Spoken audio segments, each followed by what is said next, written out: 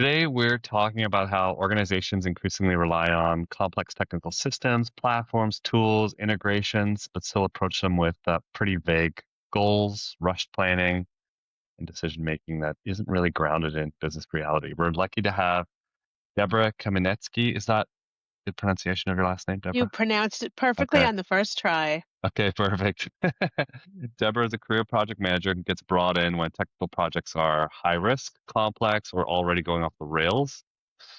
We've had some really great conversations outside of this, and her philosophy aligns really well with how we think of this work as well at Tennis. That planning matters, and that technical decisions are really business decisions with long-term consequences. So, yeah, let's get going, Deborah. For people who don't know you, how do you describe the work that you do? I describe the work that I do as partially solutioning and partially implementation. I don't just implement what's given to me. I did that when I worked for other companies and they said, just make it happen. And I saw all the things that happened from the just make it happen mentality. So I started my company with an eye toward let's make the things happen that you want to happen and minimize the things you don't want to happen. Yeah, that's awesome. I mean, it feels like I said, the alignment on the philosophy of the technical work sounds pretty close with the way that we kind of approach this kind of work as well. What are the most common sort of failure patterns you see when you walk into a project? I frequently see, and this is nothing against the people who do it this way, but I frequently see that sales has sold a solution. They have shown a demo. The client is seeing the bright, shiny object, does not necessarily understand that what they're seeing is something that they're not necessarily going to get unless we have conversations about what it is that they're looking for, what their current workflow is. So I see a real lack of translation in a lot of these projects where people just look at it at the end and it's been stood up on time and on budget and they just don't like it, don't want to use it, it doesn't meet their needs because they didn't exactly understand what it was that they were building. They thought that they understood it, but they didn't really. Interesting. Yeah. Simon, how does that kind of align with some of the stuff that you see on our side? Yeah, that's pretty consistent with what we see on our side, especially when it comes to the rush nature of some of this work. They're like, "Well, we need to do this within fiscal, and we've waited around 6 months to make this decision. We need to hire an agency or a consultant immediately to have this work done on schedule." Not done well, just done. And, like, done means you're going to be coming back to it eventually because they're not treating it as an ongoing project. They're just treating it as a once and done, move on, check that box, and then years go by and they're redoing the work and redoing the work. And it's a pretty consistent thing that we see with organizations when it comes to websites, infrastructure, replatforming, technical decisions. So yeah, I echo the sentiment that you just outlined there.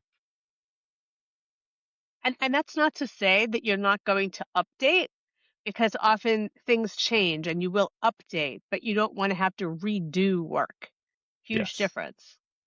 Exactly. Yeah. And if you phase the work out, like if you, as you probably know with your own practice, if you take a high level view and a long view of the work to be done, then you can phase it out in ways that build on each previous phase. Whereas what we see often is there is no phases and they do it once and then have to rework later and then rework again. There's not really much of a long view strategy. Right. Well, I had been involved when I worked for other companies with a lot of projects where there literally was no foundational work. So they didn't have that room to grow because it was never Mm-hmm. built that way. It's sort of like, you buy a very tiny little car and then all of a sudden you have triplets, right? You have to buy a new car. If you already bought a 5-passenger car, then you would have that room after just being a couple. You've got still got the room, don't need to buy a new car.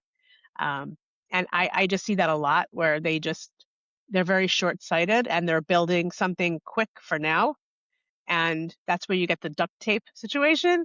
And to me, I like to plan, yes, for now. I'm not saying to get every single thing that you might eventually need, knowing that you don't. Like I just drove back to New York from Florida, and yes, I do wish I had gotten the heated steering wheel in my car. However, I don't usually need that. So I'm not advocating that people build something bigger or more robust than they actually need, but I am advocating that they think about the idea that they might want to add something later and build so that they can. Yeah, absolutely. There's definitely an over engineering piece to this work that I'm sure you see on your side as well, where it's chasing the shiny new thing, but really it's over engineering or solving a problem that doesn't even exist. Right, and that might not be the problem that you have to solve 6 months from now or 12 months from now. That might be a common problem, but it may not be your problem.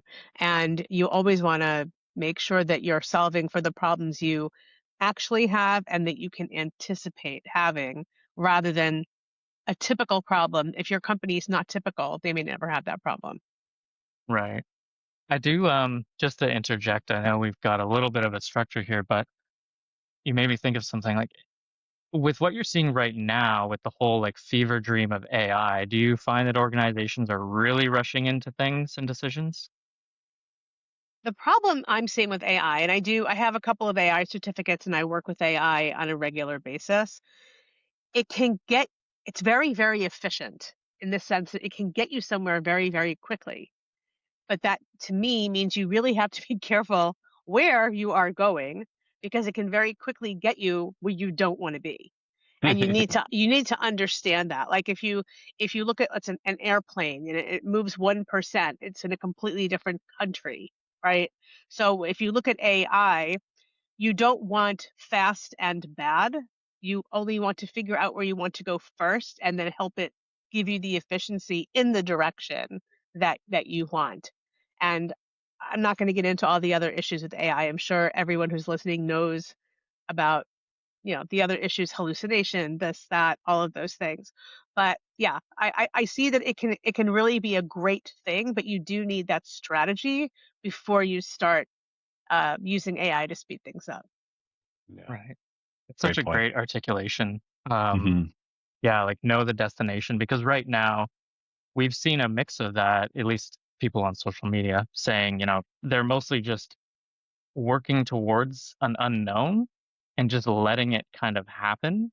And that's fun if you're into happy accidents. But that doesn't really work at the business scale.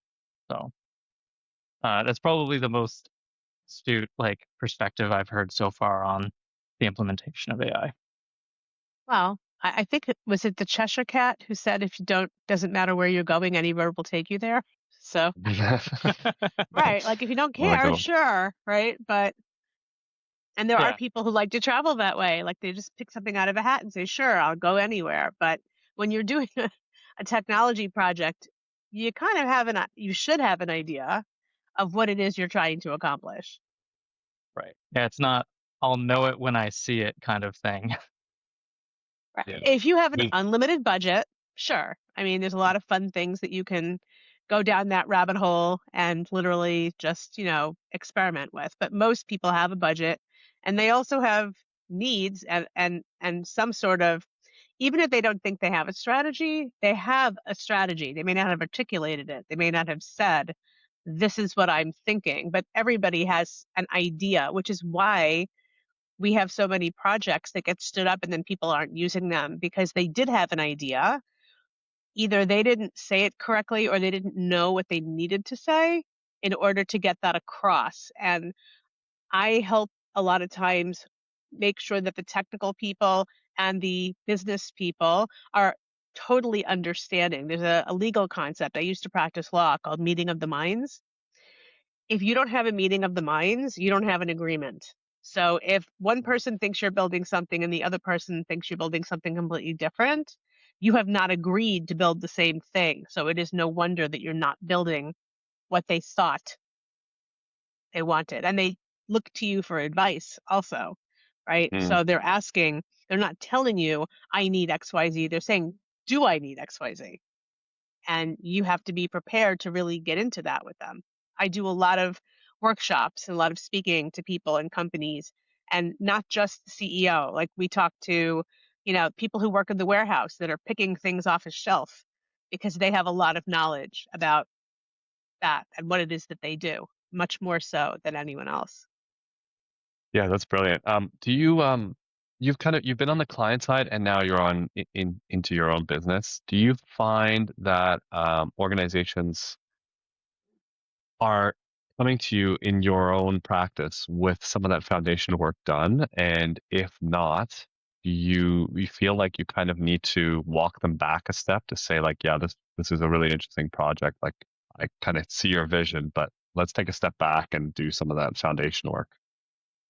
If a client comes to me and they've already found their vendor and they've already signed for whatever it is, I Hmm. still want to understand their workflow. I still want to understand their tech stack, what their shadow IT is, meaning, some of their employees are using things they may not be aware of. I still want to understand all of that because even if they've already signed a contract to stand up whatever it is, there's some wiggle room. There's always some wiggle room for tweaking a change order, something. And if I discover that they are really missing something that they're going to want, they should know that because they can build it. I can't, no vendor has ever said, we will not do this for you even if you pay us more. Like it's a change order, right? Yeah, true. If you realize you want an additional module or you want something else, fine. They're happy to accommodate. And it's easier to accommodate when you haven't started.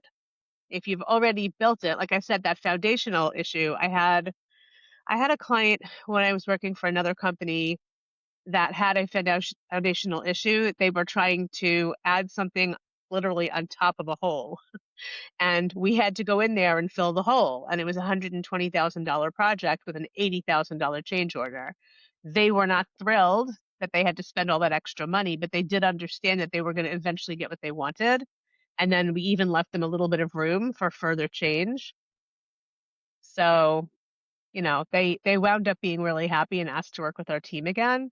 But in my practice, I try really hard not to just take the scope and say, okay, I'm the project manager. I'm going to just tick the boxes and, check to see that everything that somebody else designed is done.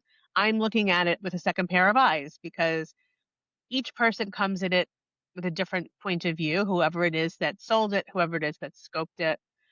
I had my own company. I worked for my family's business. So I've been in that CEO seat and I understand, like the business owner, that there's more than just standing up this particular project.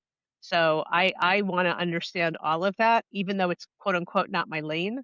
I still want to understand it before I go in because it has an impact. And I feel that somebody needs to be able to do that. And the CEO, the COO, either may not have the ability or may not have the time.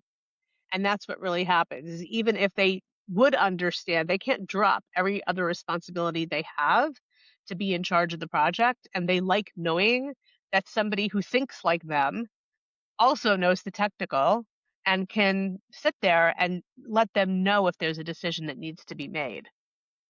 Yeah, that's pretty amazing. I mean, that's a huge value add. I don't know too many project managers that are able to kind of come in as a third party and do that foundational analysis. But yeah, that's amazing.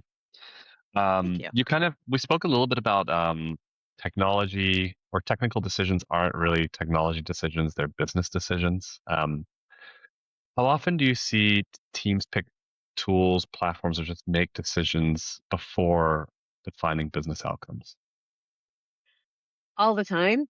I helped Loaded with question. I helped with an RFI RFP process for a client. And they had already selected 3 vendors that they were going to be looking at. And I sat in on some of the calls with one of them, and it was one of the big companies that you all would have heard of. That's one of the gold standard CRMs. The implementer was talking about, oh, well, we can put a free text field here and we can put a free text field there. And after that first call, I sat down with the people in the company and I said, look, in my opinion, I don't think you ever want a free text field. I don't know that you necessarily understand what it is that means. It's very easy to set that up. It's very easy to put information into it. It's not easy at all to do anything with that information afterward in terms of dashboarding and reporting. And I know that part of your goal here is to be able to create reports and dashboards for your board, right? So you want to have the little buckets to be able to draw those things from. And a free text field gives you a gigantic swimming pool, not a bucket. So I then sat down and explained all these things to them, like radio buttons, drop downs, conditional logic, all of that. And they were like, oh, okay. So thanks. We never understood that. And they said, how come the people who we're speaking to aren't explaining that to us? And I said, first of all, they may not know you don't know. They're highly technical. They may assume that you know. And when they suggest something, they may assume that you know what you're saying yes or no to. That's why you have me, because I can tell that you do not know. And you're willing to talk to me about it. For some reason, you're not willing to raise your hand and say it to them. And that happens a lot. A lot of times people are unwilling to raise their hand and say, wait a minute, slow down. I didn't understand, or I'm not sure what decision to make. I'm always willing to be that person and say, hey, I didn't understand that. And, there might be other people also who didn't understand. Could you please clarify? Could you please explain? And, people are usually willing to do that. But I do feel that a lot of times people pick stuff based on what they've read, what they've heard, what other people are using. The competitor is using that company, so they want to use that company too. And if you're just using the vanilla version of something, I guess that's okay. But if you're paying for expensive customization, it really should be customized for you, not just, a bunch of free text fields, right? Like you have your particular things. And I did have a very weird ask from that same client later on. They asked me to create an incident reporting system for them in Jira, which I said is not at all project management. That is development, no code development. And they said, you're smart, you'll figure it out, you'll watch some videos. And they told me that they trusted me because I went through that other process with them. And I did do it. And we did get a reporting system that they were happy with. But I feel telling people the truth, and really being transparent, making them understand is good because then they trust you. And trust, from my perspective, is everything. Hmm. I do not ever want to just say to somebody, "Oh, sure, it'll be fine." Like, if it'll be fine, yeah. If it's not going to be fine and there's a downside, I want to point that out. And they may go ahead despite the downside, but at least they know. Yeah, that makes full sense. The language use really spoke to me because we're always talking about how do we simplify jargon and technology explanations as much as possible because I feel the same way. Like oftentimes people don't put up their hands to say like, I don't understand what that is. So we kind of have to just assume that, I mean, of course, like a technical team is going to be on a different level in terms of the technical language and understanding. But we just have to kind of assume that the language is sometimes prohibitive for really understanding, what you're getting into. Yeah. Um, I would I'd actually love to hear a bit more from you, Deborah. Like, how have you broken down those walls in the past? Like, how do you there's obviously a level of fear from the client side about speaking up to say, well, I don't know, right? And I'd be curious to know, like, do you have any strategies that you've employed to break that barrier down? Sure. Well, first of all, because I used to practice law, I was mediator. You always want to sort of repeat back what you think you heard, and say, "I think you said X, Y, Z. Is that correct?" But also telling people this is something that you're going to be using every day, and you should feel that you can ask the vendor questions. You shouldn't feel that their project manager has it all under control and they understand, because they may not understand your business. They don't understand what you do. I had one client that doesn't do any manufacturing at all. And one of the vendor people thought that they were a manufacturer. And I said, no, no, they do not manufacture anything. They did a different kind of business. And I just wanted to make it very clear. I'm willing to say what has to be said. I'm not shy. People like that because then they don't have to do it. Right? Um, and I get that, you know. So, and I try to do it in a nice way, like without, embarrassing anybody or anything like that. But sometimes these questions need to be asked because if you don't ask, you may lose your opportunity to ask. And then they thought you knew. And we do. We have a ton of acronyms in technology, like a ridiculous number of acronyms. And it's not just what does it stand for, because you might know CRM stands for customer relationship management, but do you really understand what that does, right? How does that actually work? Why would you want one? What are the types of things that it can do? What are the different, levels of it? So it's not just a matter of saying this stands for that. It's also, do you understand what it is that you're buying?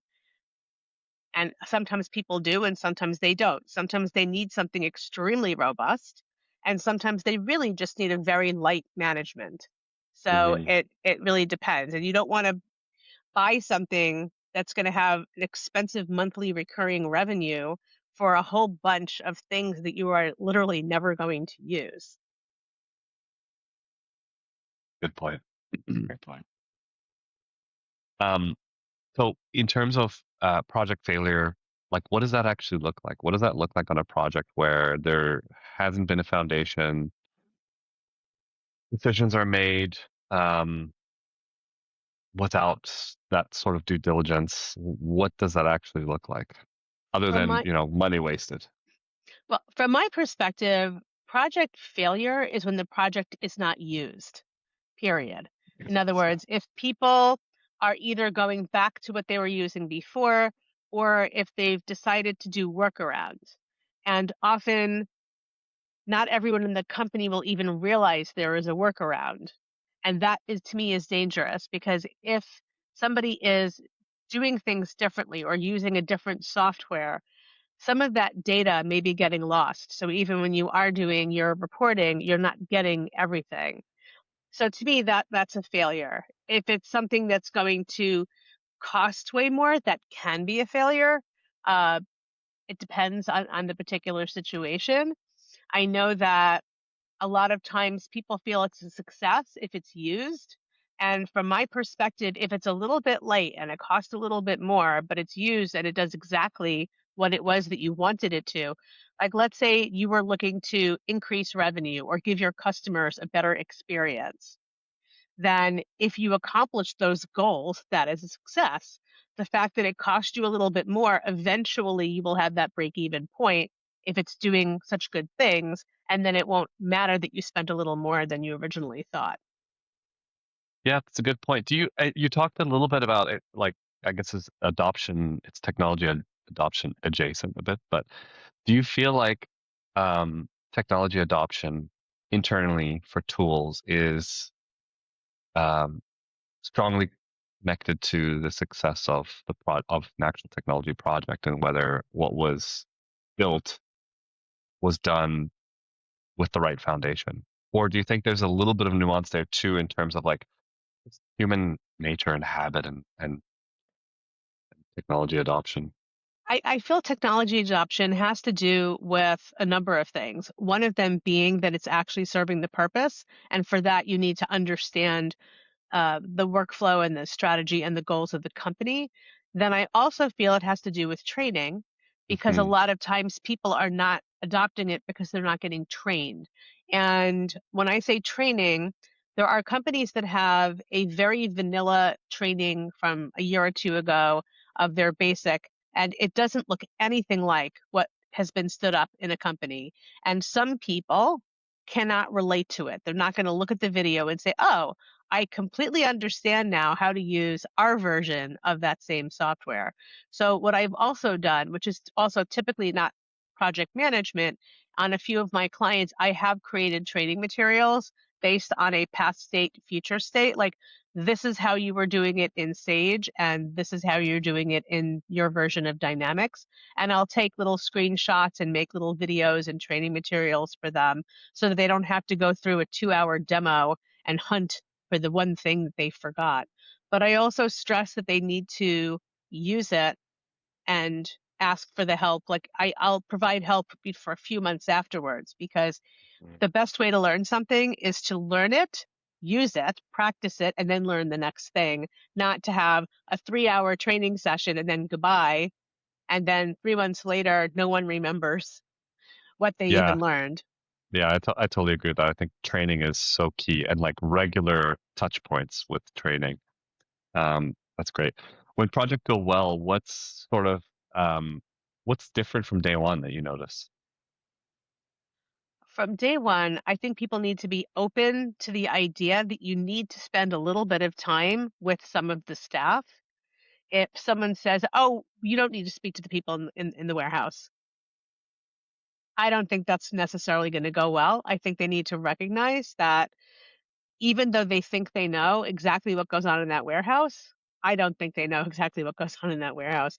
I mean, there are a few companies where, let's say, the owner originally started out in the warehouse and has done every job, and they might know. But even then, they get to a point theoretically where they are a little bit more removed and don't know. And like I was on a project the other day where it turns out they have walk-ins. CEO didn't know anything about walk-ins, right? And so we need to address that because they're going to need to be able to help the person walking in. That wasn't originally part of what we thought we were going to do, and now it is. So I think that to me that's how the project starts well is that you get really, really good intel on how that company works inside and out. And there might be a company that doesn't want you to know exactly. I'm not talking about, sauce recipes and things like that. But they might feel a little funny about it. But the truth is if you want someone to come in and design something for you, um, they need to know how you're going to use it and how you not only how you've been doing it, but how you want to be doing it. Because often there are processes that are really outdated that people want new ones. It's very rare that I've been on a project where they feel they're doing everything perfectly and all they want to do is replicate and automate what they're already doing. Usually they're open to a little bit of more, efficiency suggestions. Yeah, I mean, you're definitely speaking our language here. Si- Simon, Yeah. how do you feel about that? Yeah, I mean, there's so much to just unpack there. Like we've started projects where we start the discovery process and they're like, "Oh, you don't need to talk to so and so. Like why do you want to talk to them? That's not relevant to the project. We're doing XYZ." But it's so relevant because you have to hear from all of these different angles of the business and the operations side. Otherwise, you're just going in blind. And the thing I've noticed most often is that briefs are usually brought to us with the client thinking that decisions have already been made. They're just looking for someone to execute. But by the time we get in there, we realize that all of those decisions were probably from one person. There wasn't much collaboration that happened internally. Someone got excited about a new product that they were sold to via LinkedIn, and you know that's what comes to us. So the discovery phase is so critical in every project, yet some clients say no to it. And that's usually a big red flag for us. So in our early days of the business, we would move forward without discovery, but these days it's a non-negotiable for us. If discovery is not part of the scope of work and we can't speak to stakeholders or people involved in the organization that this product touches, then the project just isn't going to move forward because it's setting everyone up for failure, in our opinion. I agree with you. And when people are involved and they're asked, "How are you doing this right now? What would make it easier for you?" I always say, I cannot guarantee that you are going to get every single thing you are asking for, but I am taking notes and I am letting everyone know that this is something that we've talked about. People are more likely to adopt the project and embrace the project if anyone considered them at all, right? Even the Yeah. fact that there's somebody asking. And it's just I think good business to make sure if you like your people and if you want to keep your people and you want things to go well, because they have a lot of knowledge in their heads, right? And of course, you want to get that all into some sort of documentation. But yeah, they'll be more likely to use it. And like I said, adoption to me is the best success. So it's, Yeah. it's not a non-starter. I'm not going to tell somebody I won't work with you, but I will keep trying to convince them in a nice way like, "Oh, so when can I Oh, so is this a good week to talk to so and so?" right? Like just, just keep at it and eventually they will break. Yeah, Yeah, no, it's a exactly. little bit, I guess, different for us because we're actually designing and building. So it's like it's really, I mean, we want to put our best foot forward and make sure that clients are successful. So that's product requirements stage, which we literally call our think phase, because we found that early on in our careers, clients would come to us with an idea of what they wanted to build. We would start designing and building and realize that we were doing the thinking and the designing and building at the exact same time because they hadn't really mapped out any sort of like foundation at all. And so we've started a long time ago now. We basically split up the phases so that we started forcing clients to go through what we call a think phase, which is like, let's actually get the blueprint right here before we start moving into design and development.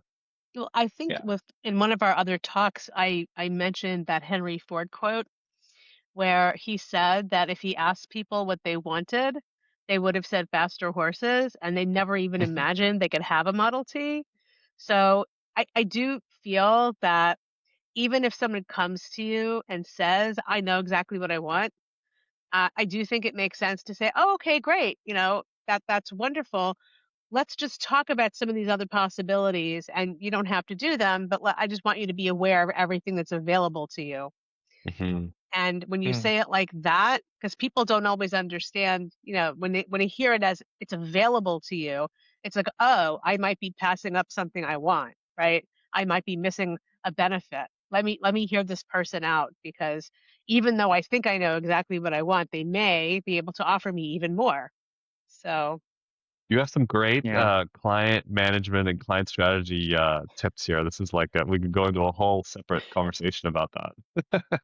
Yeah, the idea of asking people what they want, I think that with some of our work, it also depends on how you're doing the asking. So we commonly use like the jobs to be done framework where we just try to get a lay of the land of what someone is doing within their role. And then we can ask them, well, what are the pain points? Not necessarily we're going to mhm. solve all your problems, but if we come at it from this angle of like, show us where the problems are, like what is a friction point for you? I'm not going to solve it today. We might not solve it at all. At least we've charted it down somewhere for management to observe, management to document. But I also find that asking in that way rather than what you want versus what hurts, you know, what's exhausting, that helps. Oh, obviously, I'm always very clear that I'm not going to guarantee that they're going to get everything that they're asking for, but letting them know that you're documenting everything and that, of course, you're going to be sharing that with, the people that hired you, the COO, the CEO, whoever it is. So that's very important because then they may have been having that pain point for a while. They may even have been saying it, but now when a third party comes in and says, "Oh, we spoke to the warehouse people and they're telling us that this has been an issue for a while and we have an idea of how to solve this problem." It's different when it comes from the consultant that you've hired instead of the person who's actually, using the picker or the what are those little carts inside the warehouse? Yeah. All right, well, let's wrap. So if we like to end with a closing question, if you could give leaders one hard truth about technical projects and one piece of encouragement, what would they be? Okay, the hard truth is that it will take a little bit longer and a little bit more work than you think, and you need to be willing to give it that time. And the bit of encouragement is that even if it does take a little extra time and a little extra money, if you do get a solution that is going to meet all of your goals and all of your strategy, you'll be so happy with it that you won't care at the end because you'll have what you want and it'll make everything easier and you'll forget all about how hard it was. It's almost like having a baby, right? Like you want that baby, it takes 9 months. No way are you going to have 9 women create a baby in 1 month. It's going to take one woman 9 months. And at the end, you have this baby and you forget all about all the bad stuff and the pain and everything else, and then you're happy with it. Wow, Yeah, great analogy. so true. We have our second, he's like 14, 15 months now. But yeah, I forgot about all the first year challenges with my oldest, who's almost 4. I was like, oh yeah, it's not that bad. And then we had our second. I was like, oh my god, I forgot about all the sleepless nights. Where can people find you and learn more about your work? Sure. So I'm on LinkedIn. I am the only Deborah Kaminetzky on LinkedIn, apparently, in the world. And my website is www.defactoprojectmanagement.com, spelled exactly that way. And that is where people can find me. Awesome. And my name is Marcello. We're tennis. If this made you rethink how early decision shape long-term outcomes, that's exactly part of what we do. We help organizations make clear strategic and technical decisions, and we design and build B2B websites and products. Thank you, everyone, for Awesome. listening. Thanks, Thanks so everyone. much for having me.